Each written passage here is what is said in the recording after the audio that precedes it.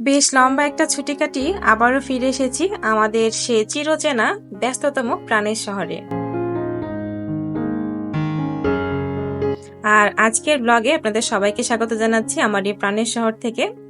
আশা করছি যে যেখানে আছেন খুবই ভালো আছেন এবং সুস্থ আছেন। আলহামদুলিল্লাহ আমরাও বেশ ভালো আছি। আর আমরা ভালো থাকলে হবে কি, দেখতেই পাচ্ছেন বাসার অবস্থা কিন্তু খুবই খারাপ।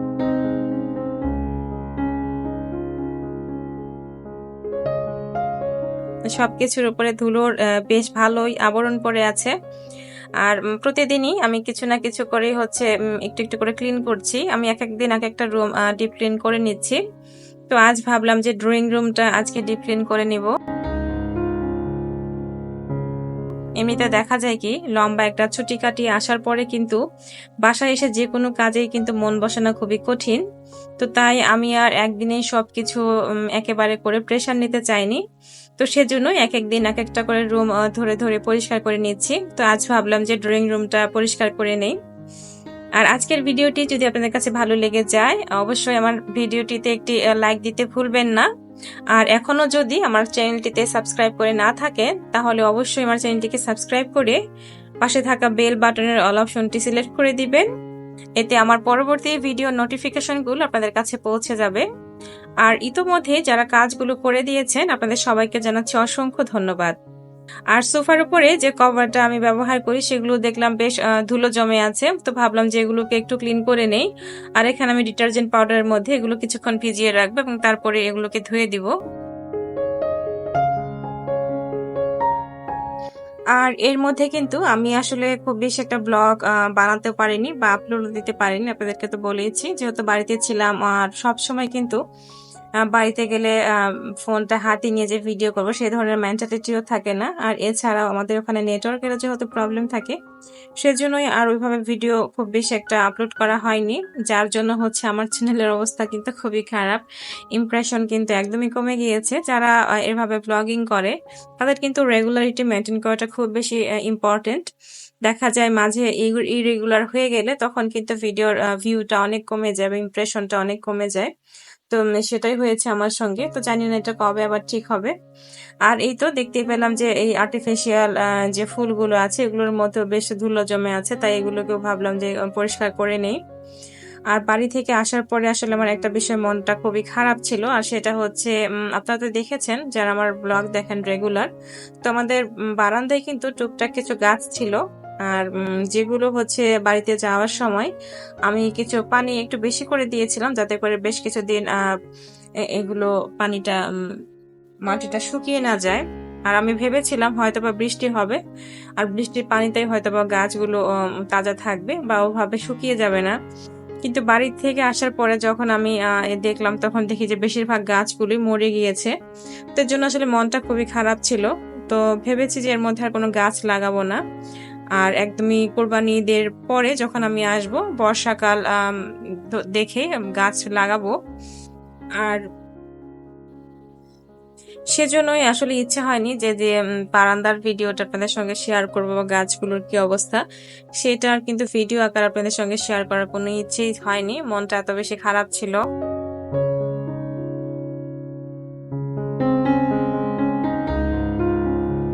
আর এখন একটা কাপড় ভিজিয়ে আমি এই রুমের ফার্নিচার গুলোকে একটু পরিষ্কার করে নিচ্ছি ভালো করে, যেহেতু ধুলো একটু বেশি পড়েছিল তাই ভাবলাম যে একটু ভেজা কাপড় দিয়ে পরিষ্কার করে নেই।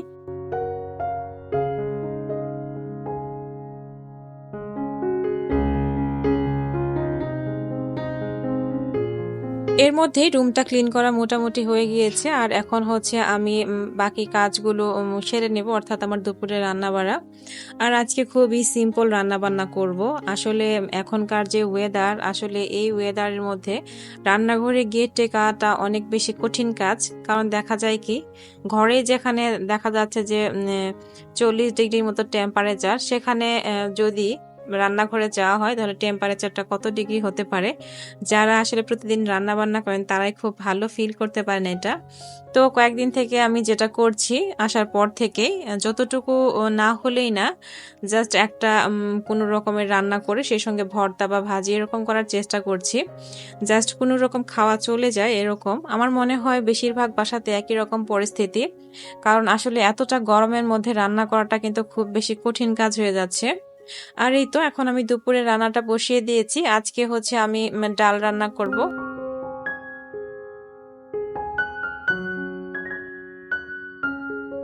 আর এখানে ডালের মধ্যে আমি আজকে কিছুটা টক করার জন্য কাঁচা আম অ্যাড করে দিয়েছি, যদিও আমরা এভাবে আম দিয়ে ডালটা খুবই কমই খাই।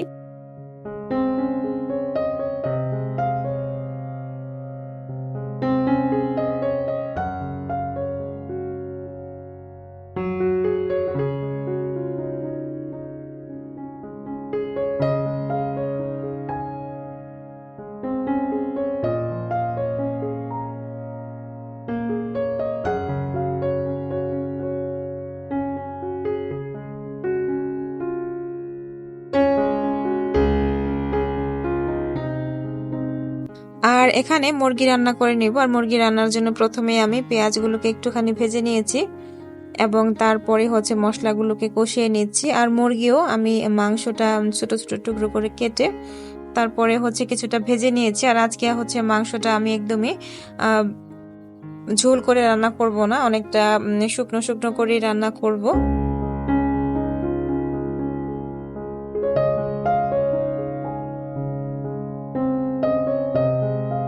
তীব্র গরমের কারণে কিন্তু দেশের বিভিন্ন স্থানে শিক্ষা প্রতিষ্ঠান একদমই বন্ধ। কিন্তু দেখুন এই তীব্র গরমের মধ্যে কিন্তু গৃহিণীদের রান্নাবান্না বন্ধ নেই। যদি প্রতিকূল আবহাওয়া বা প্রতিকূল পরিস্থিতি থাকুক না কেন, রান্নাবান্না কিন্তু করতেই হবে, কারণ খেতে হবে। তো এই জন্যই মাঝে মধ্যে মনে হয় গৃহিণীদের ছুটি নেই, সে যতই প্রতিকূল পরিস্থিতি বা প্রতিকূল আবহাওয়াই থাকুক না কেন।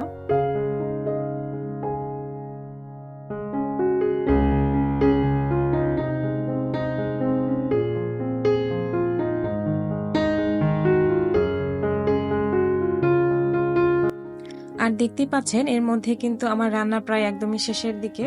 আর এর মধ্যে কিন্তু আমি ডালটাও পাশের চুলাতে ফোড়ন দিয়ে নিয়েছি অফ ক্যামেরাতে।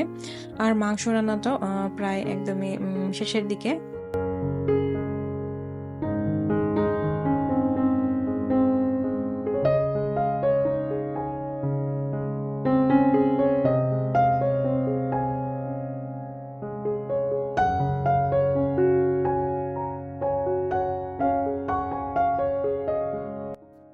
আমি কিন্তু জানি না এখন পর্যন্ত আমার ভিডিওটি কারা কারা দেখছেন। যদি এখনো কেউ আমার ভিডিওটি কন্টিনিউ করে থাকেন বা দেখে থাকেন, তাহলে প্লিজ অবশ্যই আপনাদের মূল্যবান কমেন্টের মাধ্যমে জানাতে পারেন যে আজকের ভিডিওটি আপনাদের কাছে কেমন লেগেছে। আর রান্না শেষে আমি যেটা সবসময় করি, সবগুলো খাবারই বাটিতে এভাবে বেড়ে রাখি। এরপরে যে পাতিলগুলো থাকে রান্নার, সেগুলো আমি কিন্তু সঙ্গে সঙ্গে ক্লিন করে রাখার চেষ্টা করি। তো এই তো খাবারগুলো এখন আমি বেড়ে রাখছি, এরপরে শুধু যখন খাবার সময় হবে টেবিলে সার্ভ করে দিব। আজকে এই ছিল আমার দুপুরের একদমই সিম্পল রান্না বান্না।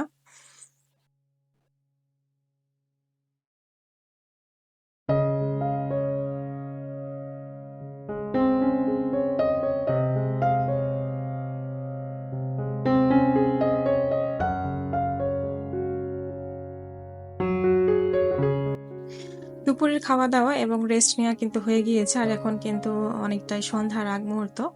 তো ভাবলাম যে ড্রয়িং রুমটা এখন গুছিয়ে ফেলি, যেহেতু ক্লিন করাই আছে। আর এর মধ্যে যে আমি ড্রয়িং রুমের এই যে কভারগুলো, সোফার কভারগুলো ধুয়ে দিয়েছিলাম, সেগুলো কিন্তু শুকিয়ে গিয়েছে। তো এগুলোকে এখন ঠিকঠাক গুছিয়ে রাখছি জায়গা মতো। তো আজকের ব্লগটি এই পর্যন্তই। আমার পরবর্তী ব্লগ দেখার আমন্ত্রণ জানিয়ে আজকের ব্লগ থেকে এখানে বিদায় নিয়ে নিচ্ছি। যে যেখানেই থাকুন ভালো থাকুন এবং সুস্থ থাকুন। আল্লাহ হাফেজ।